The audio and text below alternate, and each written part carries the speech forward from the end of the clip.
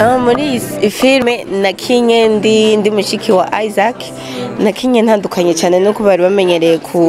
ukuntu nakina kuko ubwa mbere bari bamenyereye ko nkina nyine ndi umuntu w'amagorwa nkumandira turamutse twipfuza ibihe byiza aho muri hose turamutse twipfuza yuko aho uri hose botera imbere kuri microphone Bienfait Customs aho turi naho kuri Hotel Panoramique aho twaje kuri lancement officiel ya filme igiye gusohoka kuri televiziyo ICTV muzobonamo abastari batandukanye muzobona n'umukobwa turi kumwe Fanny muzobona ba Isaac muzobona abantu benshi batandukanye tugira tumuyagisha umukobwa waza kumva byinshi kuri we namusanzwe benshi mu munsi turamutse nanje ndabaramukije cyane ameze neza shameze neza kabisa biraboneka umeze fresh ko gutera imbere yo ndahibona uko Imana ishimwe na urabizi umuntu waguma atera imbere akora ibikorwa vyiwe atera imbere atezwa kumera neza ntiworeka kumera neza kuko birababaje iyo ukora ubona yuko indoto zawe utari kurazegera ko ahubwo ubona uko umusubira inyuma birababaje hama Fanny we akoheshi batakuzi ubatanga gukina filme ryari nigico wacatumye uja muri cinema koheshi bagiye barakumenya muri film jewe natanguye gukina filme fin 2018 urumva sikera cyane hama icatumye nja muri cinema no kuri jewe ubwa mbere nta muhamagara wo gukina filme nari numva nari mfise ariko gusa nari mfise narumva muri jewe yuko mfise kwandika ahubwo nari nzi yuko jewe nzoba umwanditsi w'ibitabo iki kuma Imana yashaka ko nandika amafilme ego hama ico gihe fin 2018 ca ndahura n'umuproducteur umwe nitwa Happy River duhurana mu rubanza acansaba yuko nomufasha gukina film ndavuga ati jewe ivyo mugabo ntavyo noshobora ntungore ntavyo noshobora arambara ati nukuri wogerageza ndavye look yawe ndavye iki wobishobora ndamubwira ntavyo noshobora ariko rero cyambaza sawa ntacyo ukora iki mu buzima busanzwe ndamubwira ko nambika abantu ndumusirisita nyene acarambwira ati basi impanuro yawe ko guruzo zuranyambikira abakinyi ndavuga ati nta kibazo rero urubuga iyo Imana igufise ko umugambi ntumenye ibintu ukuntu wavyinjiyemo acankuta surprise bari muri repetition ahantu acara mu magara ingurabe uko abantu bahari kugurura bukuntu zobambika n'ivyo bakina sawa ngiye cyasanga hari ubwana buto nyine gusa acana ya surprise ngo umva Fanny ngo kina ngo kunuku nanje kure ndabona hari abana bato ndavuga ati antuka simaraba kitigeze Angelique ndavuga ati simaramare muri aba bana vraiment nabanihaye bana ndakina ivyambwiye ndabikina neza gusumba uko yaravyiteze cyabwa ati vraiment ndagusabye uzobikore cyamera ngaho iyo filme ninje nacenda ko ndayikora yitwa ubuzima ncambana actrice principale kuva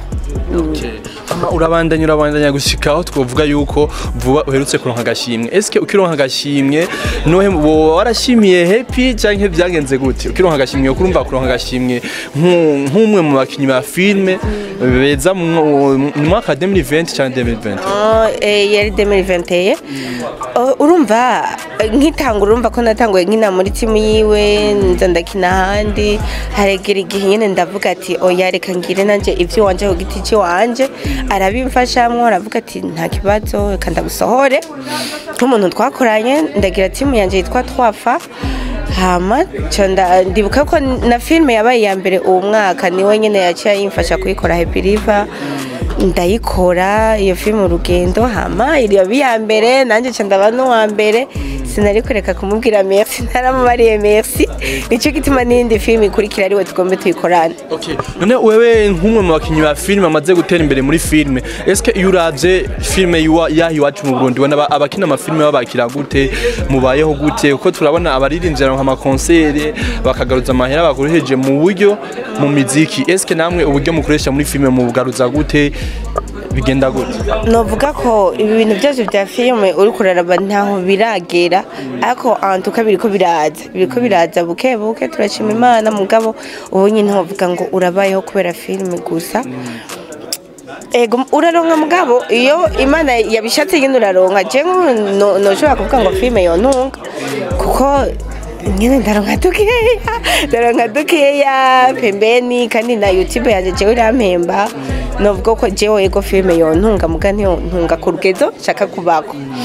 nico gituma rero n'abari nyuma nababwira aba bandanye ntibacika intege buke bizoza.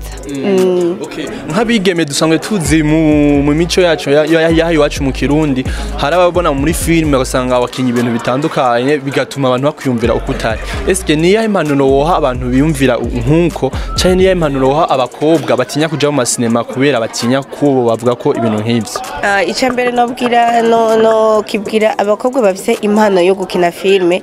bareke kuguma bategemeye gukina muri filime z'abandi bantu nabo barafite ivyumviro vyabo baje bafata urupapuro n'ikaramu bandike hama nabo bakoranye abandi bantu bakore filime avuga ati kuko azomenya ati je nipangira hall imeze uko ariko urindire ngo mpaka ngo bazompamagare gukina